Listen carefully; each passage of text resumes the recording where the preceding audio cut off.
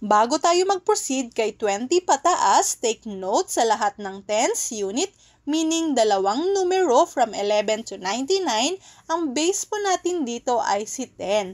Ang naiba nga lang ay si 11 to 19. Kung napanood nyo ang posted video ko kagabi ay just simply add 1 to 9 kay 10. Samantalang sa 20 to 99, ang technique ay ganito. Shortcut way na lang natin siya para mabilis. Dito kay 20 ay magiging kumbaga 2 times 10 siya. So ano ang 2? Kung di pa ninyo alam, check nyo ulit yung video na sinundan nito.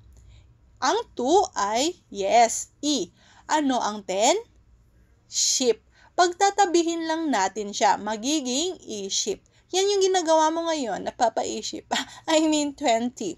So sa 21 to 29, just add 1 to 9 kay E-ship.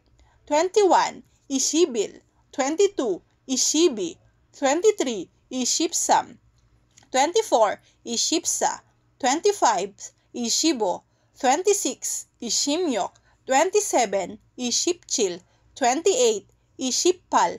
29, Ishipko. Kung napansin nyo, bakit nag-iiba ang pronunciation ng 21, 22, 25, 26 at 29 dahil applicable na po dyan ang Pachim Rule. Balikan nyo ulit ang video ko kagabi.